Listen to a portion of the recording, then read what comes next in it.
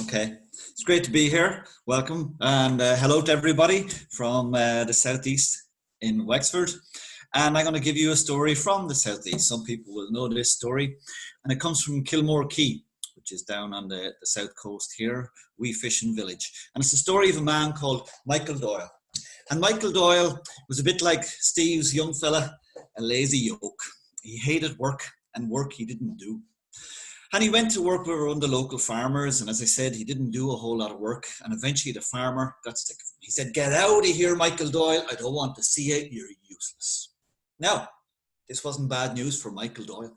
Sure, he was happy to go home, sat down in front of the fire, pulled down the pipe, stuffed it with tobacco and puffed away until his missus came home. "What are you doing here?" she said.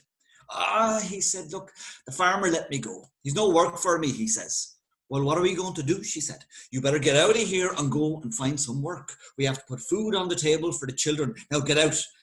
He said, "Don't be bothering me. I just smoke me pipe." And he sat off and smoked the pipe. She came back in the next day and he was still sucking on the pipe. There was no tobacco at this stage, but he was sucking away. She said, "Get out now and find some work." He pulled himself up out of the chair and he headed off down through the village.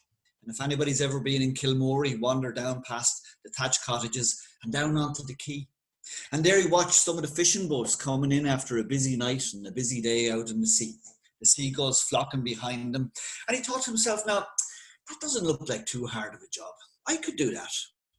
And then as he watched, he noticed that the boats were kind of rocking a little bit from side to side. And he thought, no, that's not good for me.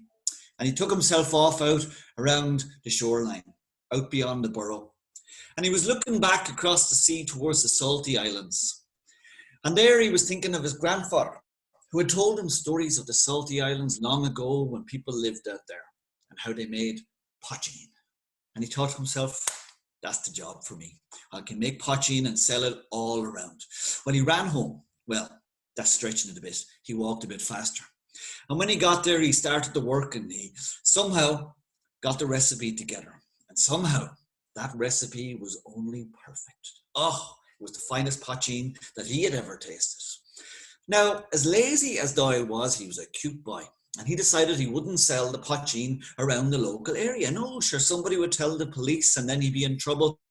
So he sold it down in Waterford, in Carlow, Wicklow, even as far away as Dublin. The thing is, trade took off. The money was coming in and he was looking at it and deciding what he should do with it. And the first thing he did was to dig out a basement within the house, so the operation went underground. And should the police ever arrive at his door, he could throw down the trap door and pull a blanket over it and hide it. But of course, it's hard to hide new wealth, as anybody who's won the lotto knows. And people noticed that Michael Doyle was walking around with fine clothes on him, a fine hat and a fine full belly, as were his children. And they started to wonder, where is he getting the money from? Now, one day, he was strolling down through the village when he decided to take himself into the pub and have a wee drink. And he sat up at the bar and he ordered his whiskey.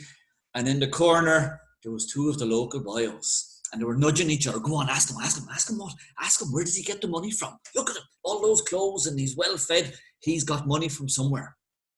One of them sidled up to Michael and said, "Michael, you're doing well for yourself." Now, of course, he was happy to hear this, glad that people noticed that he was doing well. He said, "How did you come into the money? Did somebody die?" "What?" he said. "Did somebody die in America and leave you money?" "Not at all," he said. "Get away from me." Well, he shrank away. And after a few more drinks, he was back. "Go on, Michael, you can tell me." "Well," he said, "can you keep a secret?" He said, "Of course I can keep a secret." "Well," he says, "I'm making poachine." "Poachine?" he said. "I haven't seen any of this poachine." "No," he said. "I'm not selling it around here. You know what they're like around here, to tell the police and then I'd be in jail." "No," he said, "I'm selling it down in Waterford, up in Carlow and Wicklow. They can't get enough of it." Well, off he went home, delighted with himself. But that evening, as he was sitting in the chair, puffing on the pipe, now knock on the door. He opened up the door and there was a young wee lad from down the lane. "Mr. Doyle," he says, "the police are coming out here. They say you're making poachine and they're going to search the place and arrest you." "Get out," he said, "telling lies about me." Well, the young fella ran away. Doyle turned and he shouted at the children, quick, any drop of liquid and poteen, get rid of it straight away. They were running everywhere, pouring poteen, emptying out bottles. He closed down the trap door and put the rug over it to hide it. Just then, banging on the door. He opened the door and there was a big policeman, big sergeant out from Wexford Town. Mr. Doyle, he says, we've heard rumours that you are making poteen on the premises.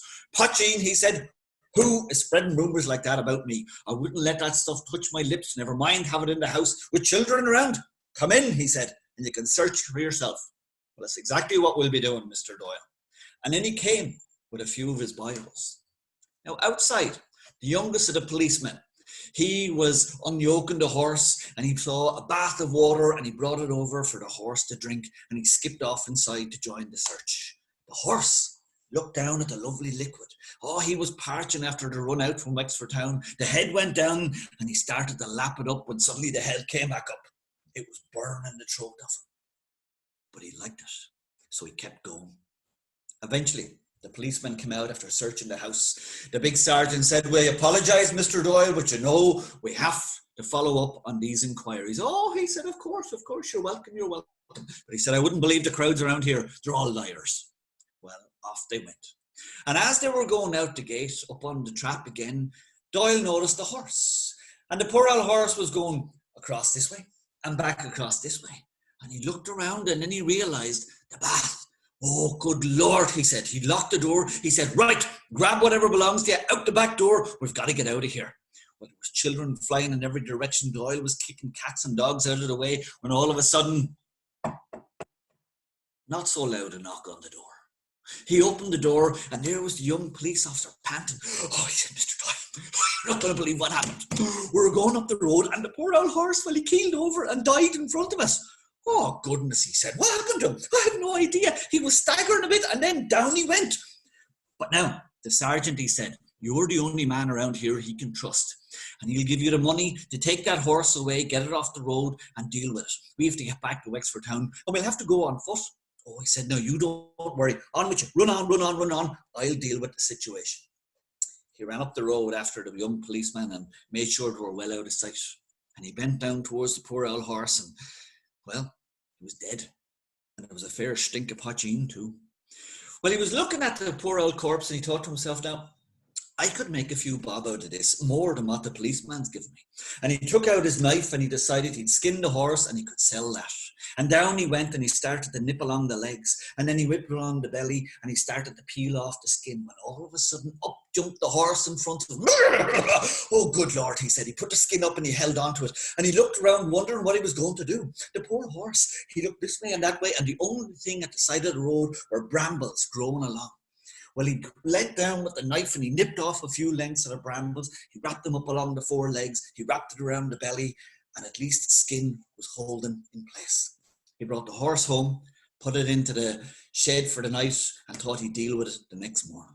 The next morning he was up early, went out to the horse and there he had some natural twine to fix the skin on properly. And he went and he caught the brambles and he started to pull on the brambles. And lo and behold, well, the brambles had taken root in the horse itself. There was no way they were coming off.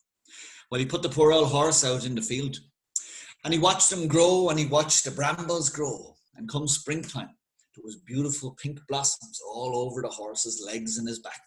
And those blossoms turned into small little green berries to red berries till eventually there was big juicy blackberries. And Doyle, never to miss an opportunity, made the most beautiful blackberry jam you've ever tasted.